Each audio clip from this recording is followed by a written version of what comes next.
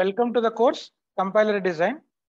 In this lecture, now we will start the other type of code optimization.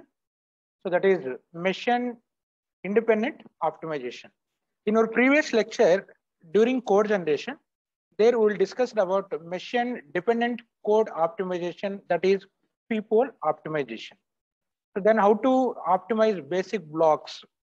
So using directed acyclic graph and some algebraic expressions. Okay, now in this chapter, this is the last unit. We will discuss about machine independent optimization. So here first, some principal sources of optimization.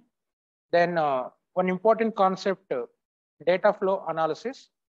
So then foundations of data flow analysis. Then some simplifications, methods like constant propagation, partial redundancy elimination, then loops in flow graphs.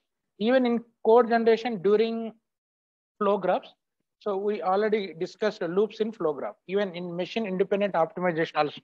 So we will continue that concept with different techniques.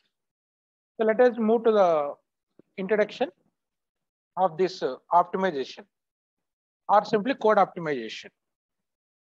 So to create an efficient target language program, a programmer needs more than an optimizing compiler. So the need of optimization to create an efficient target language program. So programmer needs an optimizing compiler, best compiler for optimization. So criteria for code improving transformations. The best program transformations are those that yield the most benefit for the least effort. With the least effort, getting more benefit. So that is the criteria for code improving transformations. The transformations provided by an optimizing compiler should have several properties. The first one, a transformation must preserve the meaning of program. That is, optimization must not change the output produced by the program for a given input or cause an error, such as a division by 0. That was not present in the original version of the source program. So whenever you can apply any optimization, the output won't be changed. So with your given original program, whatever the output we will produce, even after optimization also, same output needs to be produced like that by preserving the output. So we have to do the optimization. So that is the primary goal of any code optimization. So the second principle, a transformation must on the average speed up programs by a measurable amount.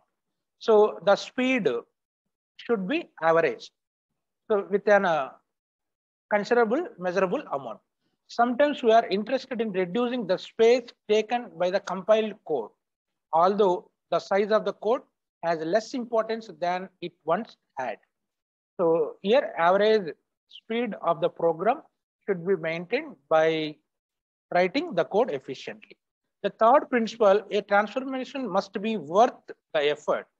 It does not make sense for a compiler writer to expand the intellectual effort to implement a code improving transformations and to have the compiler expand the additional time compiling the source program if this effort is not repaid when the target programs are executed. So that is what are the transformation that should be worth effort. So then getting better performance. So through the optimization, how to get better performance. So there are some dramatic improvements in the running time of a program, such as cutting the running time from few hours to few seconds, which are usually obtained by improving the program at all levels from the source level to the target level. So the following diagram shows the role of optimization in the compilation model. So here this diagram shows place for potential improvements by the user and the compiler. So here at front end, what user will do, then at target level, so what compiler can do, then during intermediate level, what compiler can do. So place for potential improvements by the user and the compiler. So we know the compilation model, what it contains: a front end, which consisting of the three phases: lexical analysis, syntax analysis, semantic analysis. Then source code is the input to the front end. Then output of the front end is abstract syntax tree with valid semantic actions. Then that can be represented into intermediate representation using intermediate code. Then using some code optimization techniques, that intermediate code can be optimized. Then that can be taken as input to the code generator. Then code generator produces the target code in assembly language program initially.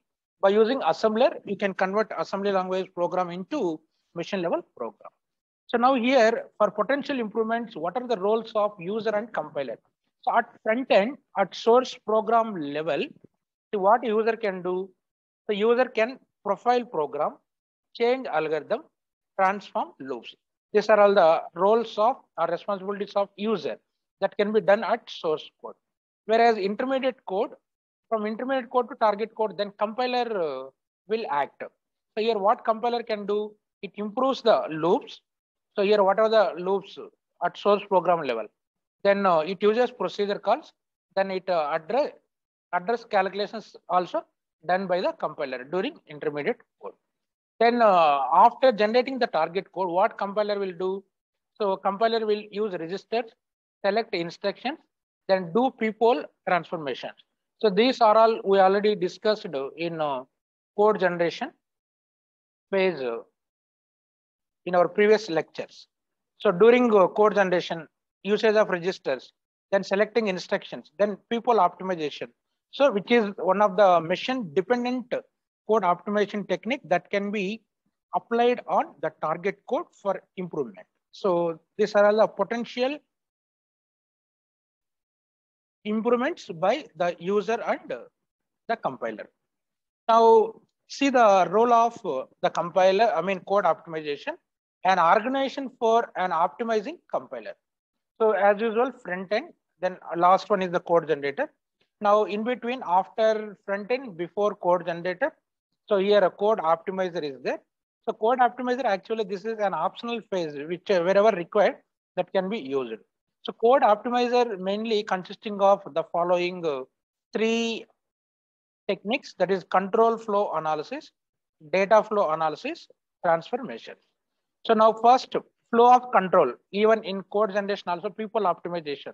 So one of the method we discussed, the flow of control using conditional jumps, unconditional jumps, using go to labels. Then how to optimize in people optimization, we already discussed. So the same, that is the primary task of code optimizer. Then after that, it performs data flow analysis from the flow graph. So here we'll consider flow graph for data flow analysis. The flow of data from one block to another block based on the variables defined, used. So this is separately we'll discuss. This is a very important concept in code optimization. Then transformations. Transformations like whatever the optimization techniques, those we'll call it as transformations.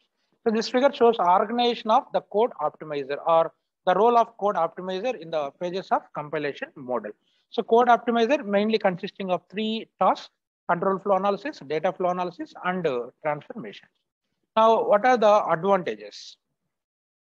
So advantages, the operations needed to implement high-level constructs are made explicit in the intermediate code. So it is possible to optimize them.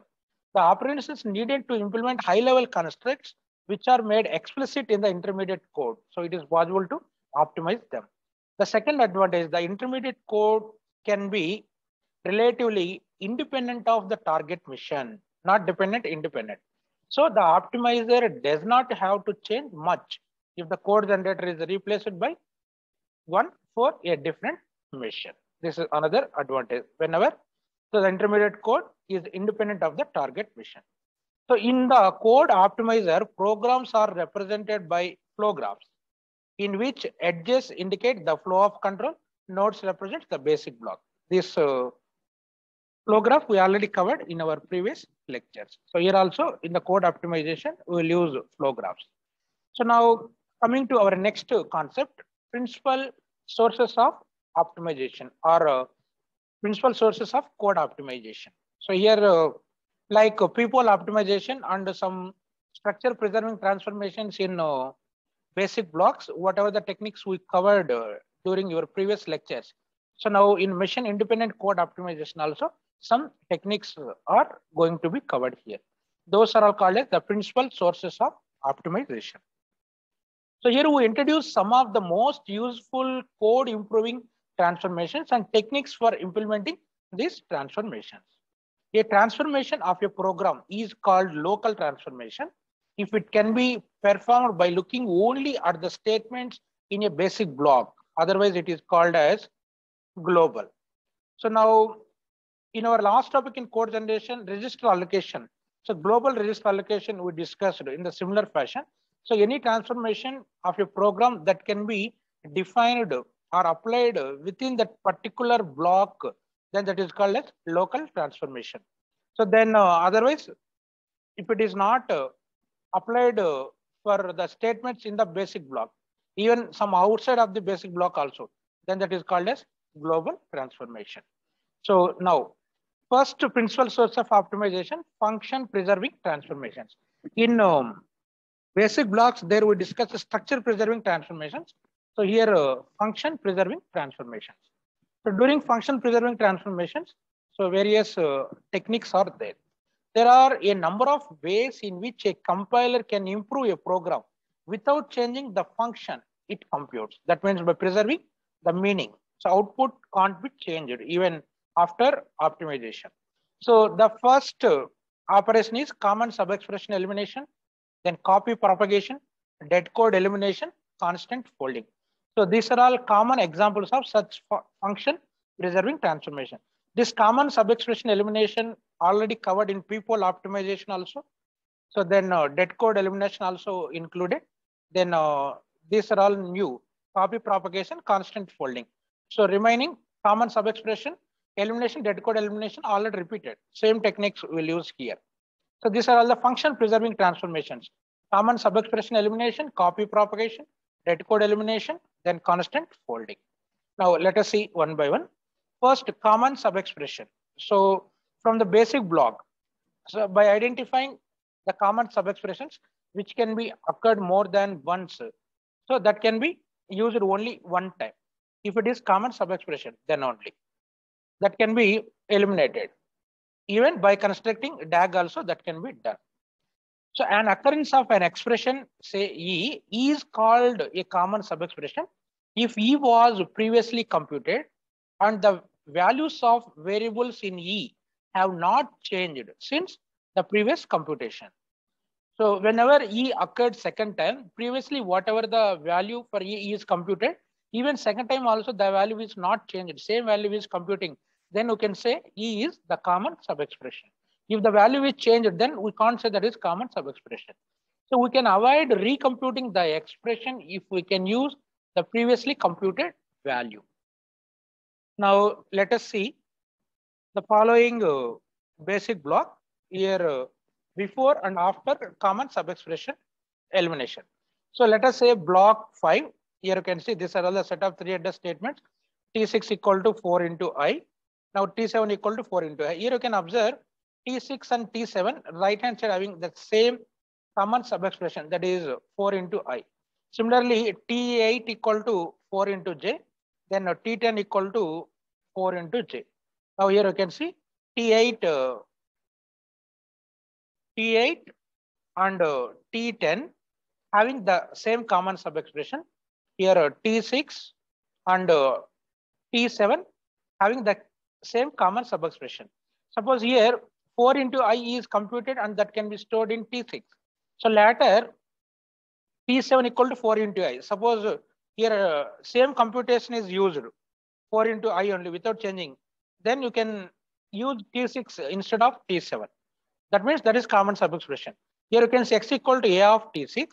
Then after that again 4 into I. Here in between T6 to T7, there is no computation on I except in T6. That's why which uses the same computation value.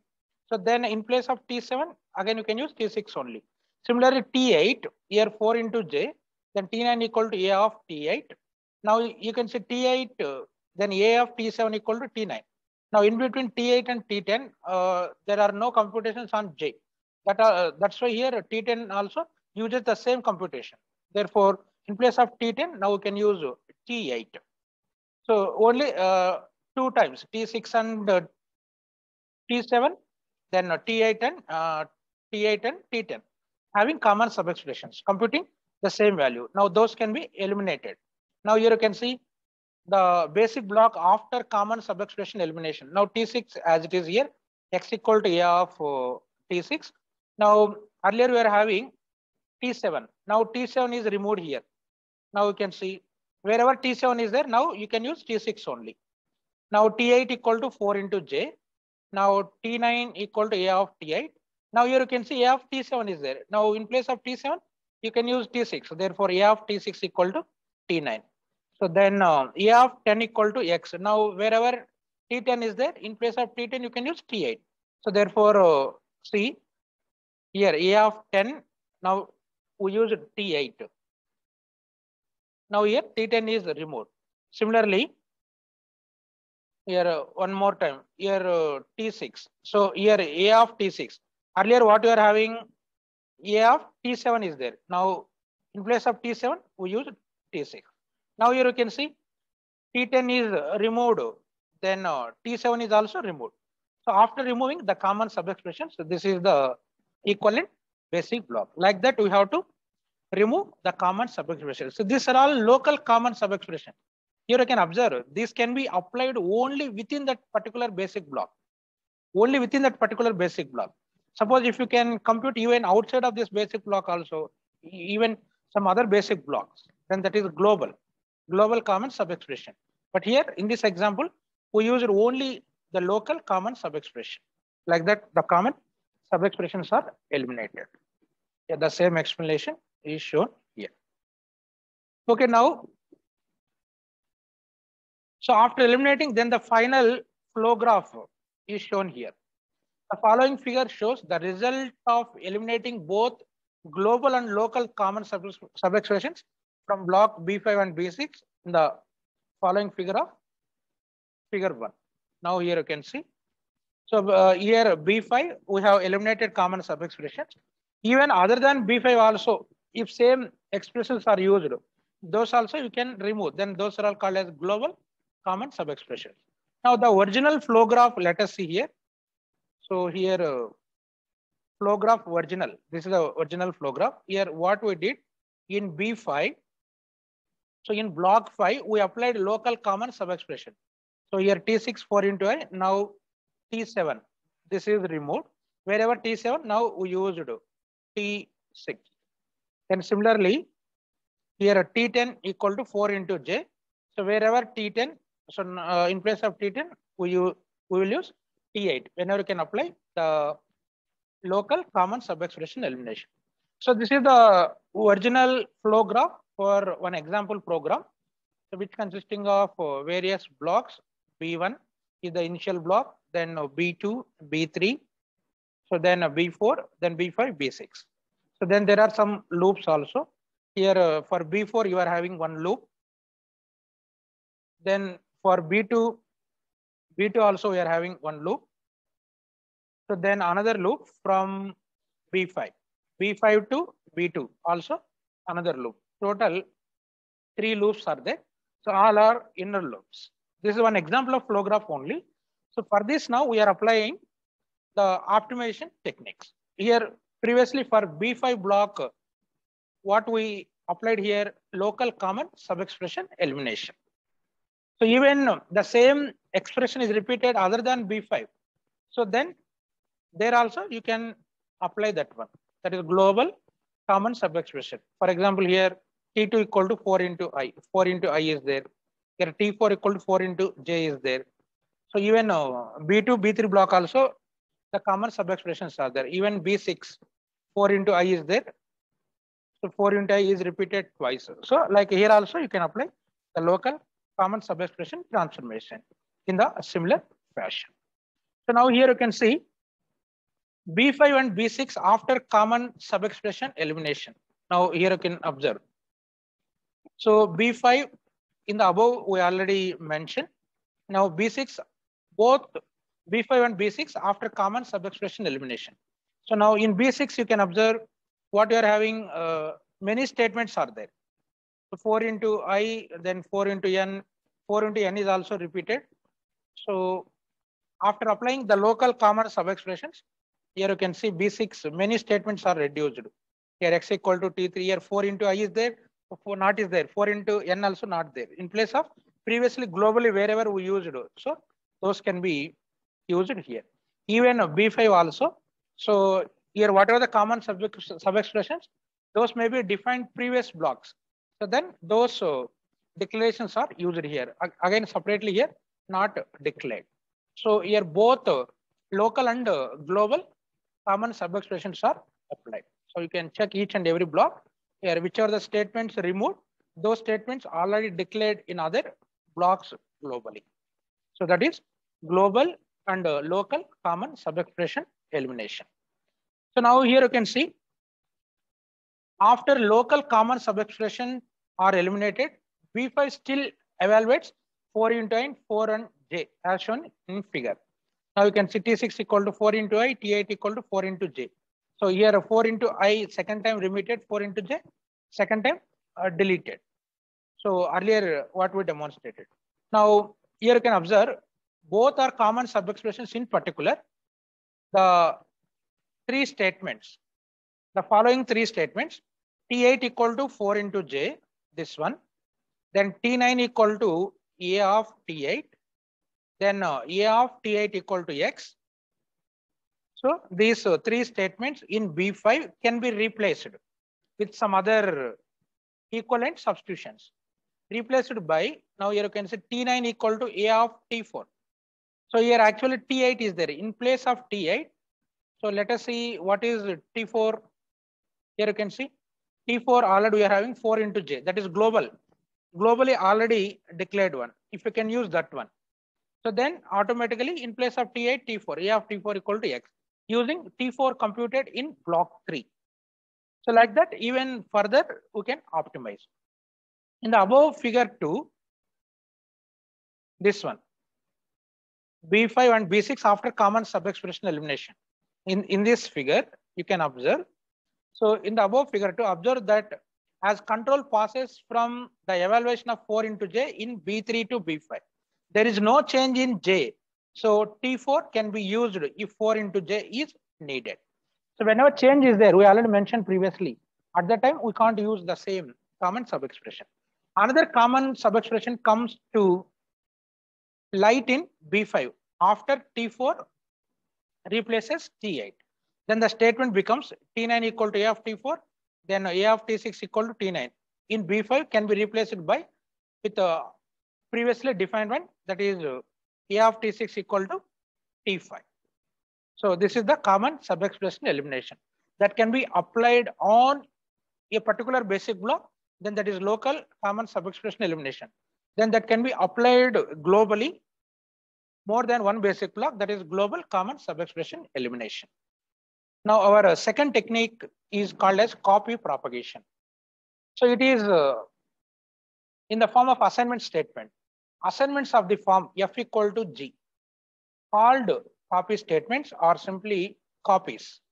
The idea behind the copy propagation transformation is to use G for F whenever possible after the copy statement F equal to G. Simply the assignment statement format. So in 3-address code copy statement, X equal to Y format. The assignment, let us see example, the assignment X equal to T3 in block 5 in the above flow graph. So X equal to T3 is a copy. Now copy propagation applied to B5, which gives, now you can see X equal to T3 here. Now A of T2 equal to T5, A of T4 equal to T3. Here actually what is the original statement? This is the original statement. A of T4 equal to X is there, where X is replaced with T3. Why? Because here copy statement. So T3 is copied to X. So X equal to T3 is there. Now A of T4 equal to T3 here. Then go to B2. So this is called as copy propagation. So in this case also, some reduction is possible. Why? Because here in place of X, now the same T3 is used here. usage of X in second time, so is removed.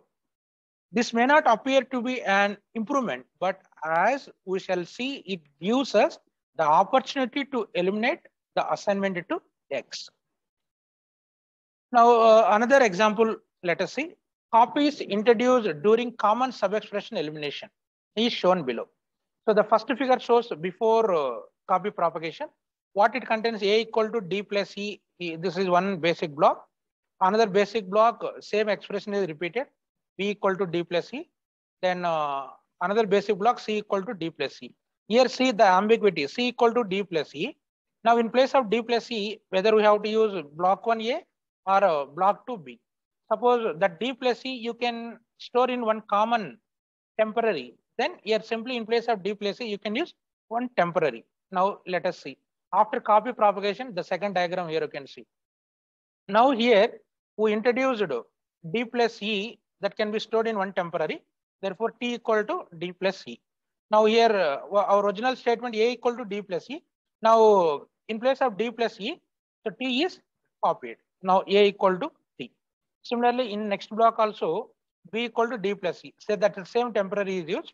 Now that is copied to B. Therefore, B equal to T. Then finally, next block C equal to D plus E. Here we are having common subexpression. T is used, so C equal to T. So like that.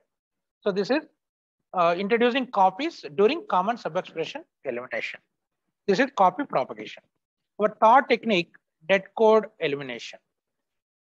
A variable or a code that can't be reachable or a variable that can never be used from that point of that variable declaration, then that is said to be dead. So even in the code also, so if any code is unreachable. So in code generation, during people optimization, flow of control optimization. So in the dead code elimination also one technique we discuss. A variable is live at a point in a program if its value can be used subsequently. Otherwise, it is dead at that point. A related idea is dead or useless code. Statements that compute values that never get used. Then that statement or that code is said to be dead or useless. So while the programmer is unlikely to introduce any dead code intentionally, it may appear as the result of previous transformations. For example, if debug print by a data flow analysis, it may be possible to deduce that each time the program reaches this statement, the value of debug is false. Usually it is because there is one particular statement, debug equal to false.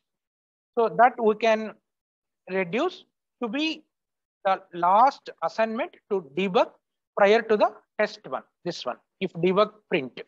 So no matter what sequence of branches the program actually takes. So if copy propagation replaces debug by false, then the print statement is dead because it can't be reached. So then we can eliminate both the test and printing from the object code. So that is dead code elimination. Then a fourth technique, constant folding. So constant folding, reducing at compile time that the value of an expression is a constant. This technique also we covered in our previous people optimizations. So reducing at compile time, not runtime. So at compile time, that the value of an expression can be considered as a constant. For example, here E equal to E1 plus E2. The value of E1, a constant 1. The value of E2, a constant 2. Finally, C1 plus C2. So some constant C.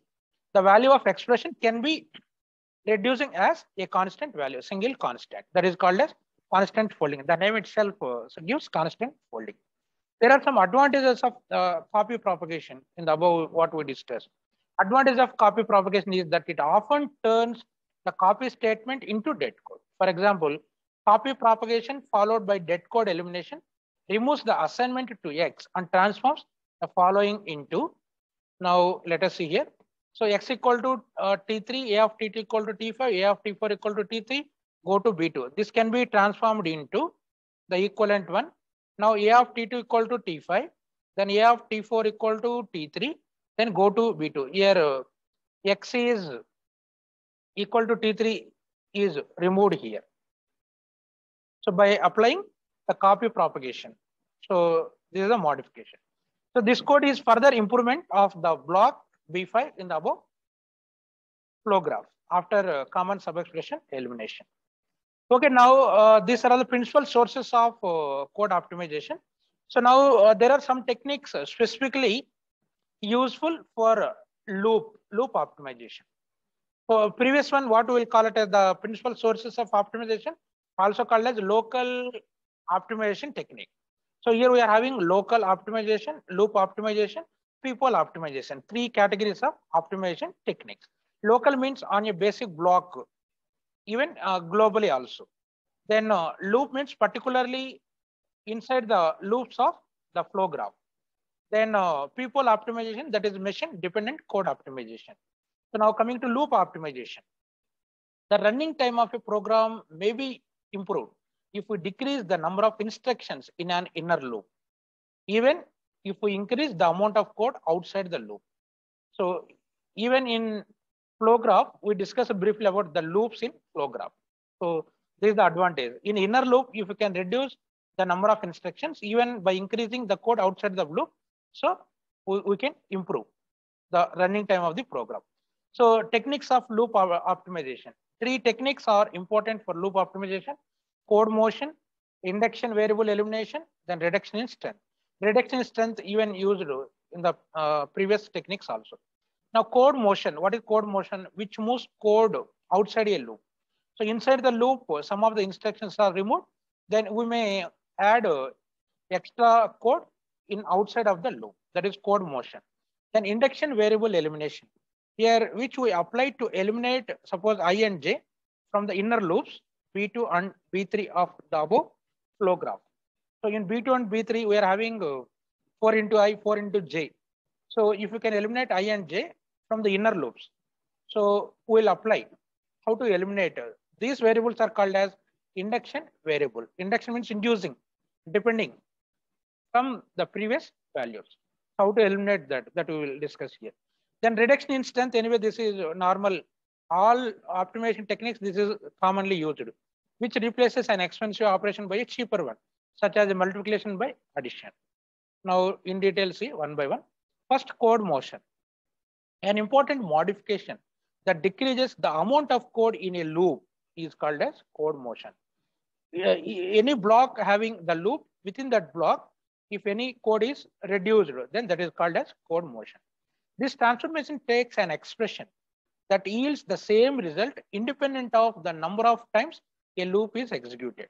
Then this is called as loop invariant computation. Whichever the loop is executed, which is independent of the number of times. That is loop invariant. Invariant means there is no change. Loop invariant computation. And places the expression before the loop. So note that the notation before the loop assumes the existence of an entry for the loop. Wherever the loop started, before the loop, if you can move that particular statement. So that is called as code motion. Let us see one example here. So evaluation of limit minus 2 is a loop invariant computation in the following while statement. The while statement is while I less than or equal to limit minus 2. Statement does not change the limit. Code motion will result in the equivalent of by substituting limit minus 2 into one temporary. So now t equal to limit minus 2. Now in place of limit minus 2, directly you can use the temporary t. So while I less than or equal to t. Now statement does not change limit or t. This is called as code motion. Now coming to our next technique, induction variable elimination.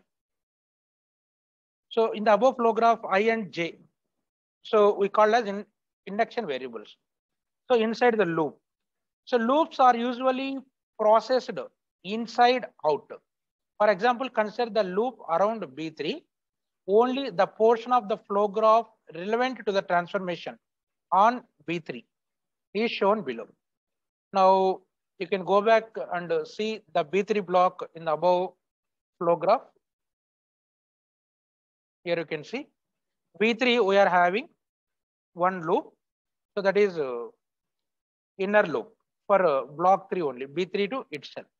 So now we are taking this as the example for induction variable elimination.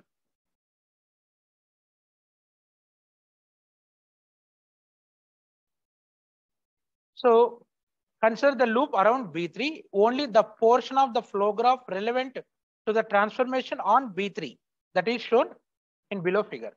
So note that the values of J and T4 remain lockstep. That means those are all fixed. Every time the value of J decreases by 1, that of T4 decreases by 4 because 4 into J is assigned to T4. Such identifiers are called induction variables. So when there are 2 or more induction variables in a loop, it may be possible to get rid of all but one by the process of induction variable elimination. Now let us see here. For the inner loop around B3 in the above figure, we cannot get rid of either J or T4 completely. So T4 is used in B3 and J in B4. So in the above, the original flow graph. So like that, you can apply the induction variable elimination by taking a particular basic block with the loop from the flow graph.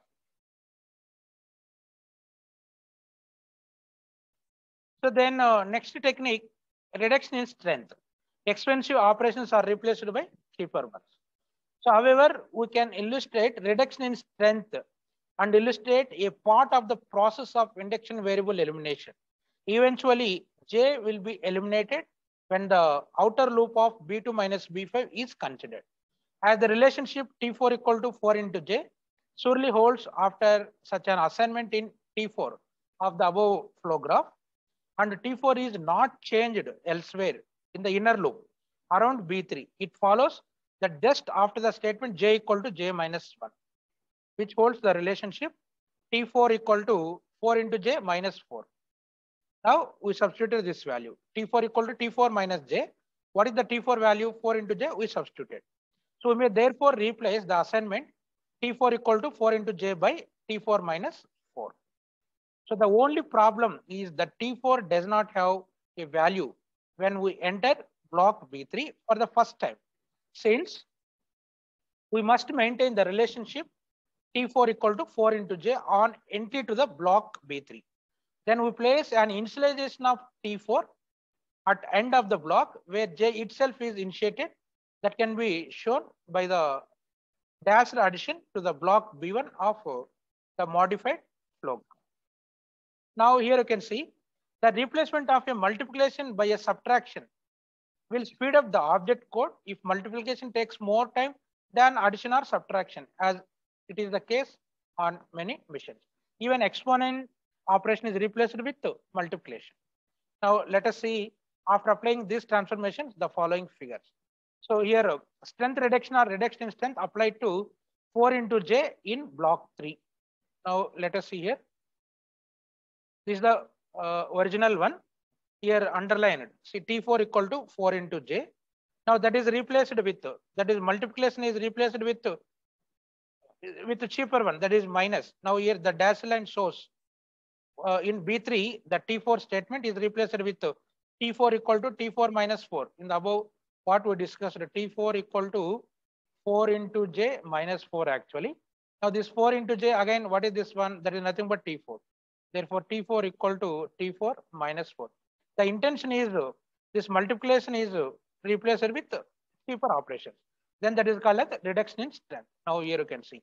So on B3, the reduction in strength transformation is applied. This is the example flow graph. So like that, wherever possibilities, we can apply strength reduction. That is a reduction in strength. So then this is another flow graph after induction variable elimination. So above we discussed the induction variable elimination. So I and J are induction variables. Now here you can observe that I and J, 4 into I, 4 into J in B2, B3, even B5, B6 blocks are not used. So initially in block 1 only, those are all defined. That is 4 into I, 4 into J, then even 4 into N. That is T1, T2, T4.